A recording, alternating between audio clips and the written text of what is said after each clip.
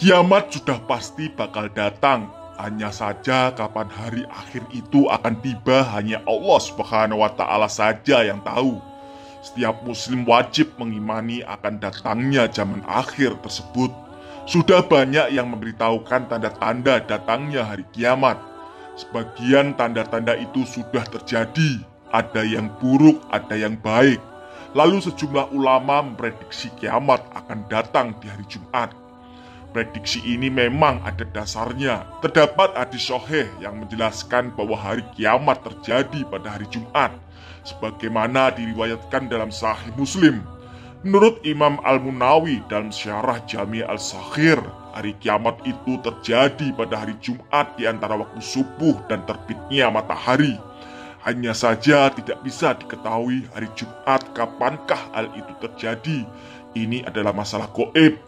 Dari sahabat Umar bin Khattab radhiyallahu anhu yang menceritakan tentang kisah malaikat Jibril berguru pada Nabi Muhammad SAW.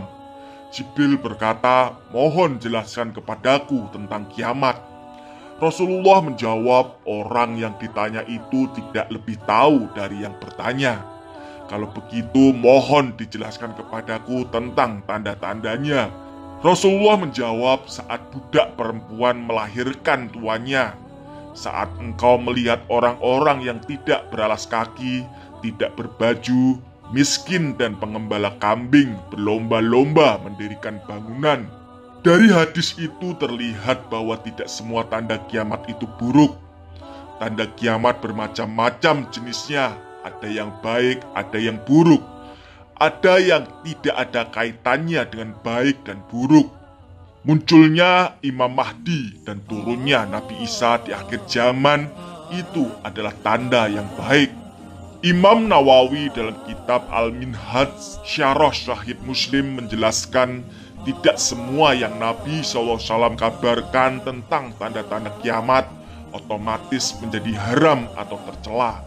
Contohnya berlomba-lomba meninggikan bangunan, tersebarnya harta kekayaan, jumlah wanita 50 banding 1 pria.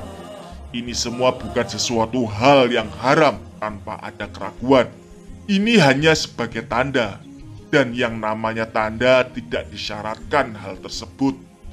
Namun tanda bisa berupa perkara baik atau buruk, bisa juga mubah atau haram, bisa juga wajib dan yang lainnya. Demikian pula yang dijelaskan oleh Imam Al-Munawi dalam kitab Faidul Qadir. Tidak semua tanda dekatnya kiamat itu tercela. Bahkan memang ada yang tercela seperti diangkatnya sifat amanah. Ada yang terpuji dan ada yang tidak berkaitan dengan pujian dan celaan. Maka tanda kiamat tidak otomatis hal yang tercela. Tanda kiamat ada 3 macam.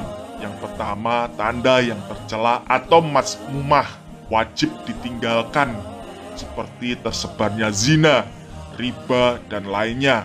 Yang kedua adalah tanda yang terpuji atau mahmudah, seperti tersebarnya agama Islam, kemenangan agama ini di atas seluruh agama, menangnya kaum muslimin melawan Romawi dan Persia, dan ditaklukkannya Konstantinopel dan Roma. Yang ketiga adalah tanda yang tidak berkaitan dengan pujian dan celaan, seperti terbelahnya bulan, terbitnya matahari dari barat, keluarnya binatang da'abah atau binatang yang bisa bicara, berlomba-lomba meninggikan bangunan, dan yang lain sebagainya.